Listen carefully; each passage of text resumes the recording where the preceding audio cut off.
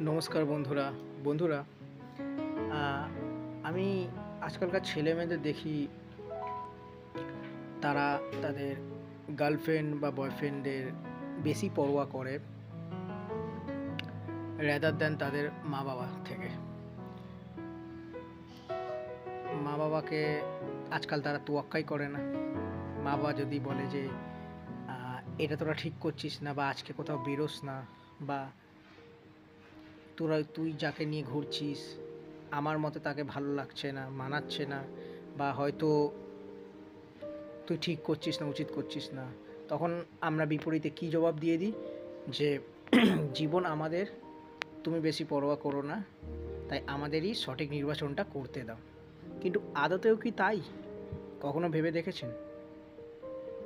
বন্ধুরা, এই জীবন কিন্তু আমরা পেয়েছি আমাদের মা-বাবার জন্যই।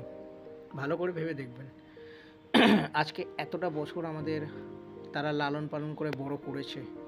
তাই আজকে আমরা এই বড়, বড় কথাটা বলতে পারছি। আর আমরা অনুচিত কাজগুলো করছি বা অনুচিত কথাগুলো বলে ফেলছি যে এই জীবন আমাদের নাকি।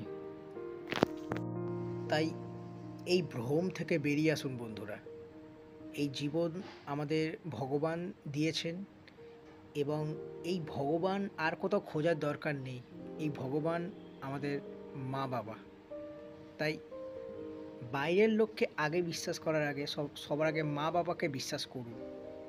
কেননা একটা কথা মাথায় রাখবেন, যখন আপনার ব্রেকআপ হয়ে যাবে না বা কেউ আপনাকে ছেড়ে আজকে আছে কালকে চলে যাবে, তখন এই মা-বাবার কাছেই কিন্তু আপনাকে ফিরে আসতে হবে। এবং সবাই আপনাকে ছেড়ে চলে গেলেও এই মা-বাবা কিন্তু আপনাকে ছেড়ে যাবে না। আর যখন দুঃখ মনে আপনি হাজার কথা শোনালেও মা-বাবাকে, যখন দুঃখ মনে মায়ের কাছে আসবেন না, তখন ওই মাই কিন্তু আপনাকে জড়িয়ে বুকে টেনে নেবে। বাবাই কিন্তু আপনাকে আশীর্বাদ করবে, আদর করবে। তাই যাই হয়ে যাক না কেন, মা-বাবাকে কখনো ইগনোর করবেন না, অশ্রদ্ধা করবেন না, খারাপ কথা বলবেন না। কারণ একটা কথা জানবেন, আপনি যদি মারা যান না, হয়তো সেই মানুষটা যে আপনাকে ভালোবাসে একদিন ভুলে যাবে। কিন্তু মায়ের বুকে যে কষ্টটা থেকে যাবে, এটা কাউকে দেখাতে পারবেন না তিনি।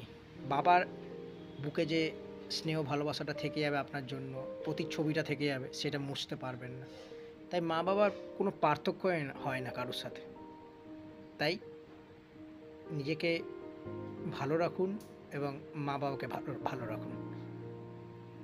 মা-বাবাকে সবার আগে রাখুন এবং ভালোবাসুন, শ্রদ্ধা করুন। নমস্কার।